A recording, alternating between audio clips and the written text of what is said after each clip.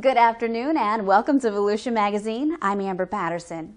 Today we'll join Business Beat reporter Michelle Coates for an update on the Daytona Beach International Airport runway repaving project. Then it's over to join Michelle Coates for the Business Beat. Today Michelle is at Daytona Beach International Airport where a major repaving project continues. Airport neighbors will see changes in flight patterns and an increase in north-south flight traffic intermittently throughout the project.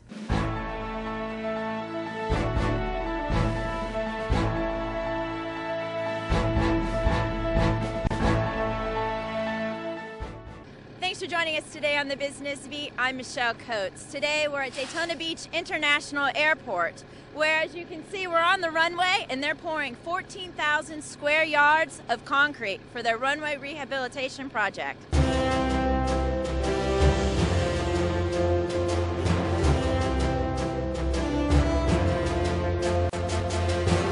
Runway 7 left, 25 right, which is 10,500 feet long, is undergoing a phased rehab that includes an upgrade to portions of the electrical system along the runway and grinding down the existing asphalt and resurfacing it with a combination of asphalt and concrete. At the same time, an upgraded instrument landing system is being installed. Operations are not being interrupted during the upgrades, and when complete, Daytona Beach International Airport will have a first-class, state-of-the-art 10,500-foot runway. The project is funded 95% by the FAA, Federal Aviation Administration, and 2.5% by the Department of Transportation, and the remaining 2.5% come out of airport revenues. Daytona Beach International Airport was recently awarded a $7 million grant by the Federal Aviation Administration, the final piece of the funding to complete fully the multi-phase runway project. The grant will be used to complete the rehab, including the lighting system of the runway. Phase 1 of the project started mid-November 2010 with about $10 million in federal assistance. The project's estimated about $17.2 million. That's for engineering and construction. The County Economic Development Department conducted a REMI study, and it is estimated to bring in about 232 jobs to the area. And this particular project was bid and awarded to a local contractor who is P&S Paving Company out of Daytona Beach. The two projects represent a capital investment of over $20 million to the community. The Federal Aviation Administration is funding 95% of the investment, with the Florida Department of Transportation and Daytona Beach International Airport splitting the remaining costs. $14.7 million will be spent locally for paving and engineering. Airport projects are going to increase technology and safety.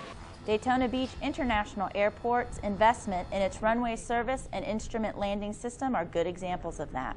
The west end keel section is the most highly used area for actual landings.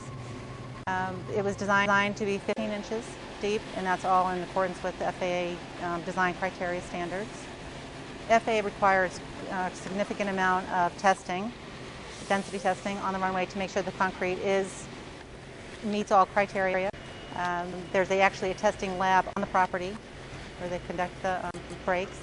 Nearly 700 truckloads of concrete from local plants were delivered in succession to the airport recently for the completion of the keel section, the area that sees the most impact of landings and takeoffs. The 15-inch deep concrete must meet rigid safety and quality guidelines. This project also includes an electrical element, and some of the lighting aspects will be LED lights, which are energy efficient. The project is scheduled to be completed in October of 2011. With over 300,000 aircraft operations per year, making Daytona Beach International Airport the second busiest in the state, the coordination of the construction with aircraft operations is critical. Construction plans accommodate the heavy student training traffic at the airport, as well as the significant aircraft traffic during the races in February and July. Airport officials are pleased to note that there's been no disruption to commercial service.